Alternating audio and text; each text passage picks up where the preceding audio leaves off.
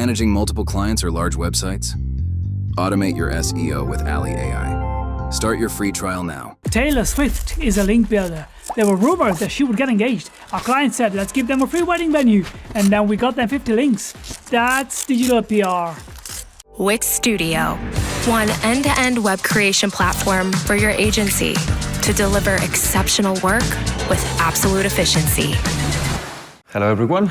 I'm going to talk about content clustering and how to use it to enhance relevance and trust. So very briefly, introduction about me. I'm Pablo. I'm senior SEO consultant for Dept. Dept is a global digital marketing agency, technology agency that operates all over the world. We have offices here in London and Manchester. I've been 8-9 years working in SEO.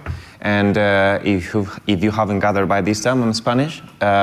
So I've been living in Leeds for about 8 years now. So just enough time to learn how to make a good cup of tea. Let's start by asking you, I want to ask you a question and hopefully bring you back to a little bit to the past. Do you remember how you used to search on Google? And I think most importantly, do you remember how Google used to provide you with information? I'll give you a quickly refresh. We used to go to Google and use very basic search queries to find answers to our questions. The way Google was used to provide us with information is with a list of pages that we had to scroll through, visit one after another, and then hopefully find the content by the 9th, 10th time. But that has changed because now we don't really have the time to give Google all this information. What we want is answers fast. So for that, we are more willing to provide more information to Google in the first place and spend less time scrolling through different websites. So instead of restaurants in Milan, we could go for things like hidden gem restaurants in Milan city center because we want a fancy restaurant and we don't want to walk too much, so we want to go to the city center of the city. So basically all together, we are willing to provide more information to Google in exchange of very fast answers. Or we might not even go to Google in the first place because you know that search platforms like TikTok and Instagram, they are taking over all the search engines. And in fact, almost 40% of Gen Z is already using them instead of Google. So it's clearly that we as users have drastically changed the way we search. I guess the question now is how is Google adjusting to that? Well, they've definitely changed the algorithm to favor topic-related content, so content that answers questions fast. They are now smart enough to recognize the intent behind our search queries, so they understand what we mean when we input something on Google. In fact, they've evolved so much to the point they can understand semantic context, compare it against previous searches from other users, and also deliver highly accurate web results, and in multiple formats. So, for example, if we analyze the search evolution in the last 5, 15, 10 years, we also see that clear evidence of that change. So we used to have organic search results and some paid results as well, depending on what we were searching for.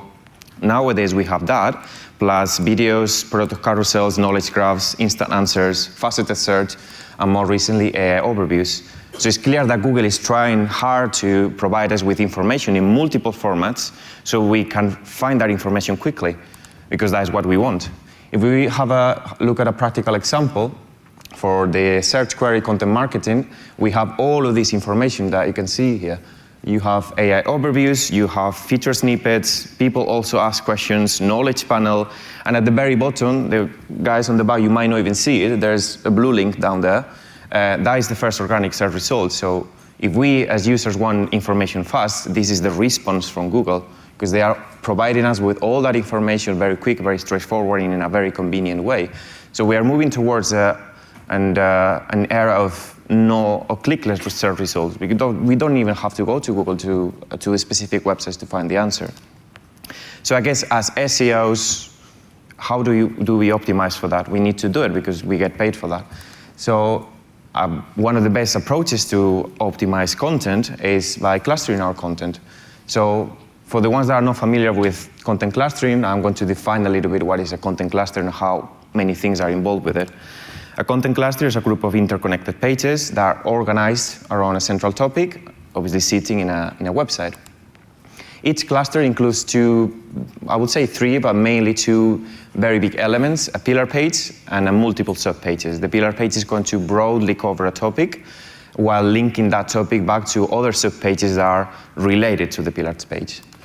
The goal of clustering content is to create a more logical site, to organize the content in your website so it's well structured, as well as effectively boost the site's authority, because we will be talking about multiple things that are all correlated, and every single one of these elements will be linking together. Let's have a look at how TUI, the travel agents, organize their content on the website. They, as you can imagine, produce a lot of content at scale, and they have to find a way to organize that content so they don't run into content issues like duplicates or keyword cannibalization. So the way they do it is by organizing that content based on the different business pillars that they have. So holidays, travel packages, flights, cruises. In this particular example, they are building pillar pages based on city breaks. So they have a city break pillar page that is talking about the general city break topic, but they are not covering entirely. Instead, they are linking to each one of these variations of the city break pages in where the user are going to find more specific content. So moving into a more practical part, how do you cluster content effectively? You have, as with everything in SEO and everything in marketing, you have multiple steps. And I'm going to cover then the way we do it at Depth. There might be 100 other ways to do it, but that's the way we do it at Depth. The first step is define the content hub and your clusters. So this is where your content is going to sit and what you are going to talk about. Here, before I get into more detail, I would like to remind you what I call the golden rule of content clustering, is that you can't really talk about everything. And this is something we tend to do a lot because we have, either we work in-house and we have a lot of stakeholders, or we work for an agency and work with multiple clients. They are going to, at some point, to tell us, hey, I want to write about this and that and that and that, but you can't really talk about everything in content clustering because you are missing out on all the benefits of clustering content, which are, in this case, becoming a subject expert in certain things. So, for instance, we have the EV cars example, electric vehicles. You could talk about sustainability, you could talk about electric batteries, or you could talk about design. You can't talk about fashion or solar panels. Even solar panels are kind of related because they are like renewable energy, sustainable, but still outside of the main general topic. So you need to make sure that whatever you talk about, you all only focus on that cluster. When you are picking your clusters, you need to basically focus on three main pillars. The first one is your brand. So you have to look at things like revenue streams, business units, products or services that your brand is selling. You also have to have a look at the users. So what is the user journey? What is the interest that drives them to your website? And what is the search intent behind what they are searching for? And finally, you need to also focus on the keywords, because it doesn't matter how good you cluster. If you don't focus on keywords, you're not going to rank. So things like search performance, longevity, make sure that you focus on evergreen content, and also competition, of course. So before you start clustering content, we need to define, as I said before, the content hub. This is where your content is going to sit. This could be a blog, could be an insights section, or even if you're an e-commerce, it could be a category page. So you have your different clusters, as I mentioned before, and then inside the cluster you will have your pillar page, or multiple pillar pages, and inside the pillar page you will have your subtopics that are going to cover things more extensively. If we go one level down, a little bit more granular, you have your cluster there, and you have pillar pages, and inside the pillar page, as I said before with the TUI example, you're going to link to each one of the subtopics that you're covering, but not extensively. So these subtopics, you are going to be a bit more specific with the things that you're telling.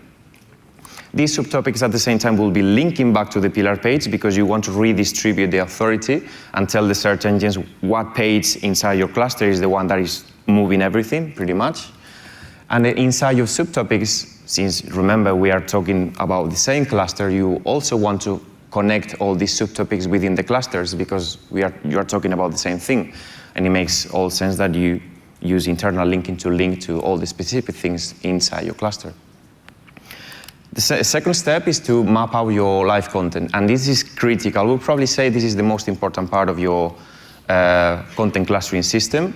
We tend to, when we are clustering content, to make the same mistake over and over again, and is to neglect the content that is already placed on or published on our website, and then tends to lead into a lot of different mistakes. So why is it important to look at live content when you are clustering content? Because it prevents from cannibalizing existing content with all the new subtopics, all the new things that you're going to build. It also allows you to identify thin content that can be consolidated. This could be 2 pages that are talking about very similar things, might be ranking for the same type of keywords. You might want to consolidate them, to merge them together into a brand new article, or it could be a page that is targeting the right content, but is not really well, is not using the keywords very well. So you want to maybe delete it or redirect it into another page. And finally, it highlights content gaps. It basically pinpoints things that you can talk about a little bit later when you are publishing on or focusing on fresh content. The best way to analyze live content is through a content audit. I'm not going to expand a lot on content audits because we already had a full session about that. But basically what the main purpose of a content audit is to analyze all the content, all the articles or pages that are live on your website. You can do a crawl of your website using Screaming Frog. You put everything in the same spreadsheet, and then the main objective of this is to come up with recommendations or targeting actions. So that could be merge articles, keep them as they are, remove them, redirect them. And for that, you take a look at things like the main keywords, the secondary keywords that this article is ranking for. Also the technical side, I will also look at that because it wouldn't be the first time that we are trying to optimize the content of a page that is redirected or is non-indexable. So you also have to look at the technical things. And also you can become extremely granular. You can also compare branded against non-branded clicks, impressions, ranking. You can also have a look through analytics, how much traffic each article is bringing to your website. Or even through Screaming Frog, you can also export the title tags, the meta descriptions, the H1s, the number of in-links that each article is receiving, also the outlinks. So you could analyze a lot of different things, and the output of this is an audit that is going to make sure that the live content that you have is properly mapped when you are clustering it. Third step is the keyword research. We all love keyword research, and is a critical also part of any content clustering system. When it comes to keyword research, you focus first on your seed keywords, and then you do a full keyword research database generation after. When you're looking at your seed keywords, you generally look for three different pillars. One is the business side of things. So with this example from Tesla, you could gather seed keywords from the main business verticals, vehicles, and energy, charging.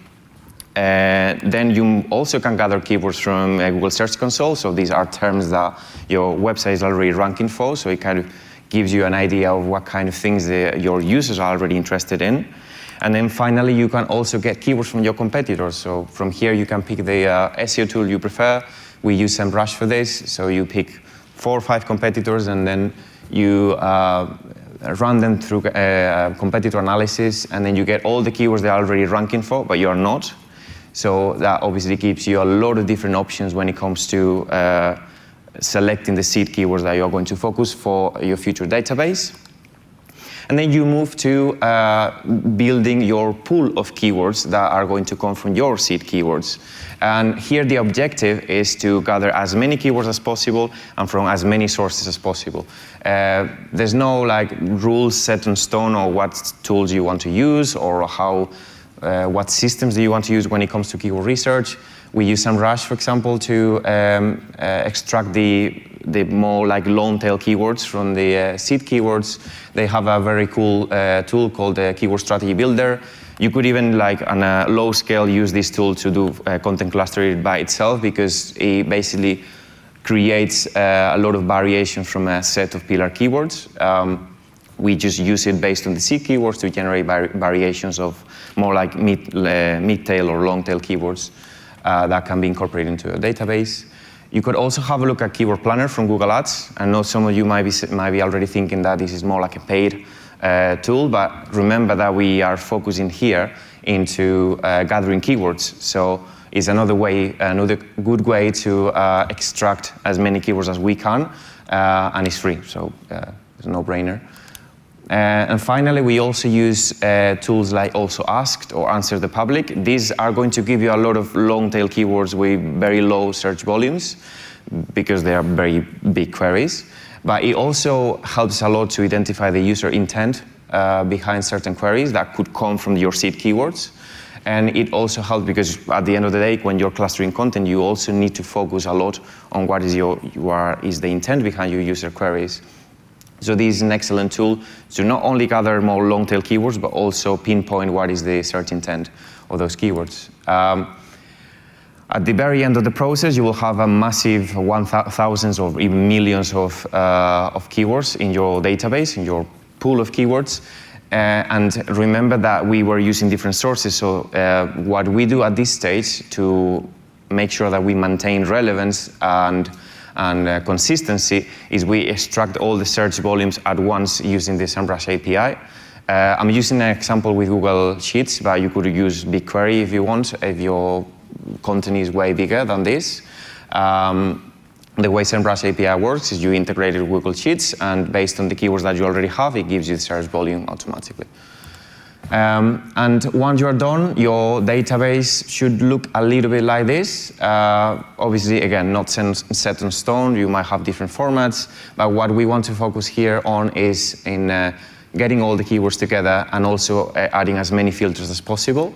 For example, we filter by the source, the cluster. We can already assign the different keywords into the different clusters that we already have by this time.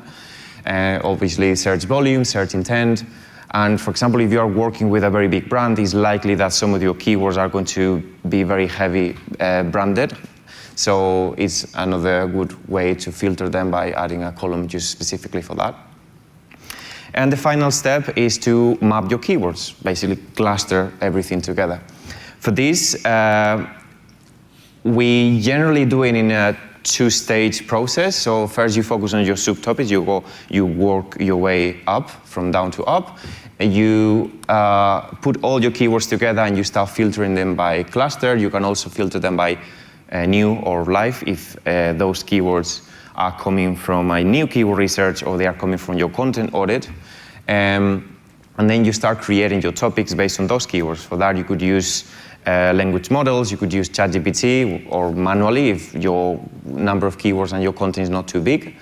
And once you have all your subtopics together, you can move into build your pillar pages. And this, I would say, is not necessary because what you are focusing here is into generating as many subtopics as possible, and then you put them together. But for an organizational point of view, you can also want to have a document that has all the pillar pages like clustered by the subtopics that are covered inside those.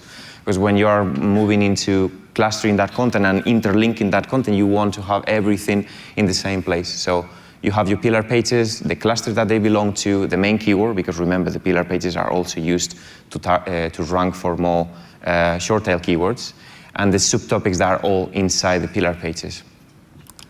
So what have we learned today? Just 4 takeaways. Remember that content clustering is the most scalable and future-proof way to organize your content. Is the way we are actually answering the questions from our users. You need to consider your current content. Again, super important that part, because otherwise you're going to run into a lot of problems, especially if you build content at scale, and if you don't consider your live content, you're going to run into huge lot of problems with cannibalizations, content duplicates.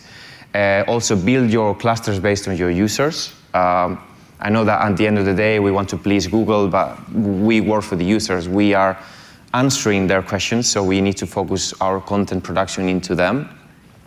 And remember that data is purely based on keywords. So you select your subtopics based on your long-tail keywords, you select your pillar pages based on your short-tail keywords, and you combine everything together. And that's it. That's my LinkedIn. So happy to connect, answer questions, or whatever you need. And yeah, thank you very much.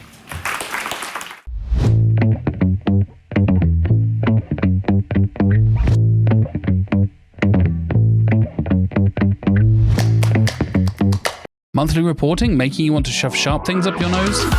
Try Dragon Metrics, the all-in-one SEO software with mind-blowing reporting tools.